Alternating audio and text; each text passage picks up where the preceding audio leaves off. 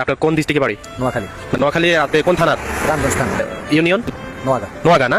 আর আপনার গ্রাম? আসসালামু আলাইকুম গাইস, কি অবস্থা সবার? আশা করি খুব ভালো আছেন।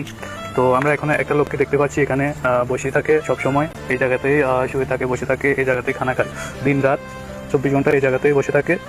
তো আমরা আজকে তাকে জিজ্ঞেস করবো যে উনি সৌদি আরবে কেন আসছে এবং কি কারণে আসছে, তার উদ্দেশ্য কি এবং কি কোথা থেকে আসছে, আমরা তাকে কিছু জিজ্ঞাসাবাদ করবো। আসসালামু আলাইকুম। ওয়ালাইকুম সালাম। জি ভাই, আপনার নাম কি? আবুল কাশেম। আবুল কাশেম। আপনাদের বাংলাদেশি না? হ্যাঁ। আপনার কোন ডিস্ট্রিক্টে বাড়ি? নোয়াখালী। নোয়াখালী। নোয়াখালী আপনি কোন থানার? রামগঞ্জ থানা। রামগঞ্জ থানার? হ্যাঁ। আপনার ইউনিয়ন নোয়াগা। নোয়াগা না? আর আপনার গ্রামের নাম? সাউদের ক্ষেত। ও আচ্ছা। আপনার বাপের নাম? মোস্তফা কামাল। মায়ের নাম? মনোহরা বেগম। আপনার ভাই বোন আছে আর? আছে, এক ভাই আছে, 3 বোন। তো আপনি সৌদি আরব আসছেন মানে সৌদি আরব আল কাসিম আল বাদাই এখানে আছেন কত বছর ধরে এখানে আছেন? না, আমি আইছিলাম রিয়াদে, আমার দালালটা সাইড দিছে। আচ্ছা আচ্ছা পরে আমার এক সাথিকা ছিল, ওর লগে যোগাযোগ করি, তারপর আমি বাদাই আইছি। আচ্ছা। এখন মানে কয় বছর হয়েছে আপনি সৌদি আরব আসছেন? আজকে 2 বছর 8 মাস।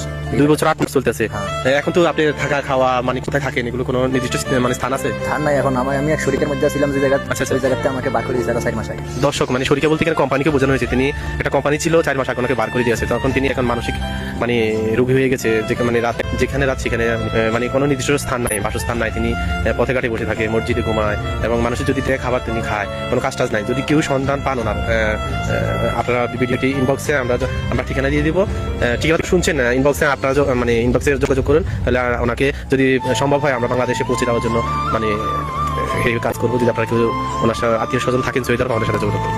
আর তার বাবা মা যদি এই ভিডিওটা দেখে থাকুন বা তার ভাই বোন দেখে থাকুন, তাহলে আমাদের সাথে ইনবক্সে যোগাযোগ করবেন, আমরা প্রপারলি চেষ্টা করবো তাকে বাংলাদেশে ব্যাক করার জন্য।